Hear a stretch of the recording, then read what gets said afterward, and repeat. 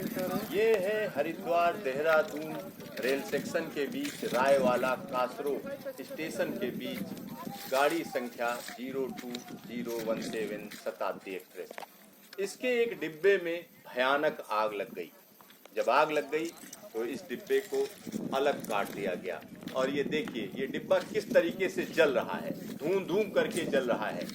और ये डिब्बा हम आपको क्यों दिखा रहे हैं? हम ये डिब्बा इसलिए दिखा रहे हैं क्योंकि इसमें जो आग लगी हुई है उसको बुझाने की कोशिश भी की गई, लेकिन उसको बुझा नहीं पाए रेलवे के कर्मचारी। और जंगलों के बीच में ये डिब्बा देखिए किस तरीके से धूं धूं करके जल रहा है। और ये डिब्बा एक अलग कहानी कह रहा है।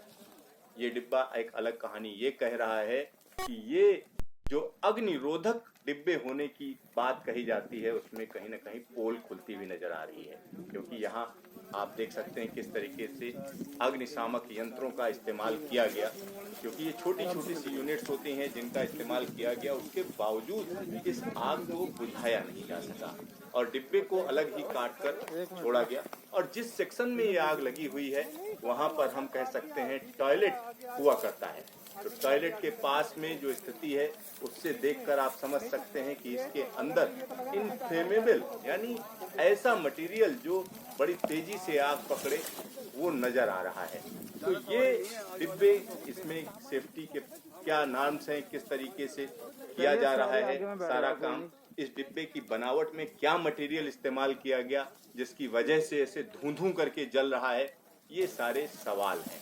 और इन सवालों का जवाब रेलवे को ढूंढना होगा, क्योंकि यहाँ पर देखिए कितना काला धुआं निकल रहा है। ये दिखा रहा है कि इसके अंदर जो मटेरियल इस्तेमाल हुआ है वो अग्निरोधक नहीं है और अग्निरोधक ना होने की वजह से ये इतनी तेजी से जल रहा है। हालांकि रेलवे के कर्मचारियों की बात करें, जैसे ही उन्हें आग का पता चला उन्होंने बेईमानी के साथ सारे यात्रियों को दूसरे डिब्बे में शिफ्ट कर दिया और उसके बाद इस डिब्बे को काट कर अलग कर दिया। तो ये एक बड़ी दुर्घटना होते होते टली है। बड़ी दुर्घटना इसलिए होते होते टली है क्योंकि किसी भी यात्री को कोई परेशानी नहीं हुई, उसको कोई नुकसान नहीं हुआ, लेकिन ये जलता हुआ डिब्बा कई जलते हुए सवाल छोड़ रहा है।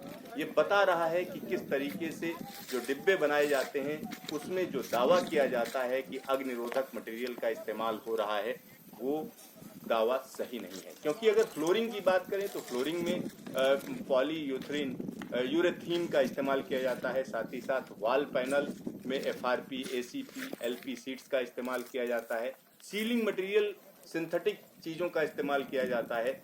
लेकिन इन सब के बावजूद इस तरीके से आग नहीं पकड़नी चाहिए, क्योंकि जिस तरीके की आग इसमें दिख रही है वो बता रही है कहीं ना कहीं कुछ न कुछ तो गड़बड़ है।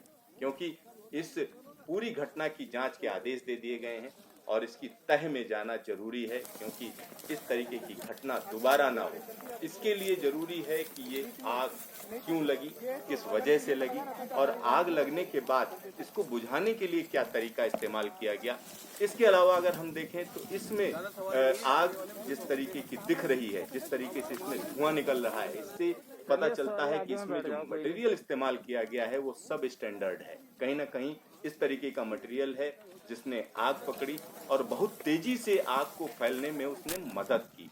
तो ये सारे सवाल ऐसे हैं जिनका जवाब मिलना जरूरी है और जिस फैक्ट्री में ये डिब्बा बना है, जहाँ से मटेरियल इस्तेमाल किया गया है, उन सब की जांच की जानी जरूरी है। नहीं, अगर ऐसा नहीं होता है तो आने वाले दिनों में इसी तरीके की कोई दूसरी दुर्घटना हो सकती है। तो रेलवे को इस पर पूरा ध्यान देना होगा और जो भी इस मामले में दोषी है उस पर कार्रवाई की जानी चाहिए। आगे की गाड़ी आगे चलती जाती है बीच में, नहीं तो ये तो अगर तो ये